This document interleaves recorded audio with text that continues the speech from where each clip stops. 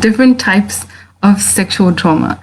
And in researching this, I myself did not know that there were so many different types of sexual trauma. The list I have today is probably only a few of the whole number that there are. So, yeah. So there's sexual assault, which we use different forms of, but I wanted to keep in mind the fact that in sexual trauma, it is never, ever, ever the victim's fault.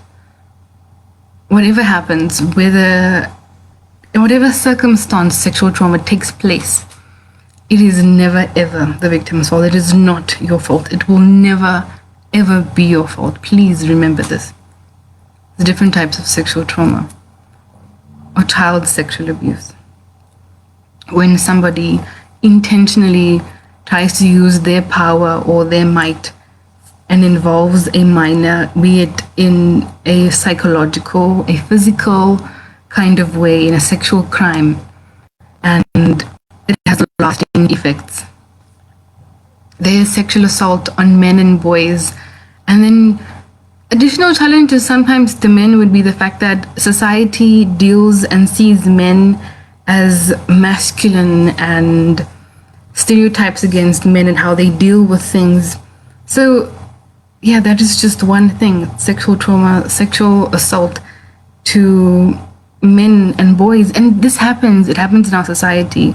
Please know that it happens. And it is real. Just as it happens to women, men and boys who are grown right now or little suffer in silence sometimes. Because we say that real men don't cry. And I wish we could just bash that statement little pieces and throw it away. But we can't. So we are going to slowly and learn how to take that off of men and say, hey, it's okay to feel these things. I don't know if you saw the picture that I posted earlier on last week or sometime. It says your feelings are valid and real and you are allowed to feel them. Please feel them. Men, we want you to feel that. We want you to feel them and we want to help you. There is sexual assault of men and boys. There is also intimate partner sexual violence. So someone you're in a relationship with.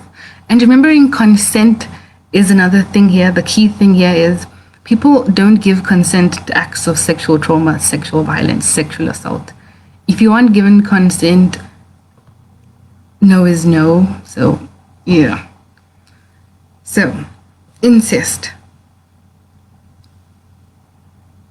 An unwanted sexual contact from a family member can have lasting effects on anyone, whether you're a child, whether you're a grown man or woman.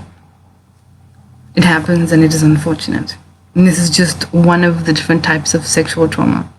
We then have drug-facilitated sexual assault, where unfortunately you participated in extracurricular activities and in the process of you being, let's say, high, someone tried to do things, tried to do something to you, or not even tried, they actually did it.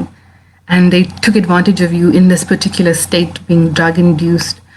And that is also, again, unwanted. It is not consensual. You did not give consent for that. There is sexual harassment and feeling uncomfortable, mostly like in a public space, in a workplace, be it when you're visiting a relative's home or you're going out to like you're standing in line. I know this happens a lot when you're standing in line somewhere and someone brushes up against you. It is the worst feeling in the world. There's stalking. Sometimes it escalates to the point where people will literally come either to your doorstep, to your address, to your home address, to your where you work, and they take pictures of you. All of this is unwanted. So again, you didn't give consent for that person to come to your house. You didn't give consent for that person to take your picture. You didn't give consent for that person to touch you. So, sexual trauma, an unwanted, not consensual act. So we have using technology to sexually assault somebody, or what is the term? Like, when you have a WhatsApp profile picture and someone sends it to you, or someone screenshots it and they save it and they do all of these things, or they post it somewhere. I know that I posted about revenge porn being a crime and never being a last resort. These things, like cyberbullying, those things are all unwanted acts. And it's happening in our society, and our young children are being subject to cyberbullying and things like that, and it's just a terrible thing. Please stop. I know that I'm probably not going to get you to stop, but think about the implications that you're doing to that person.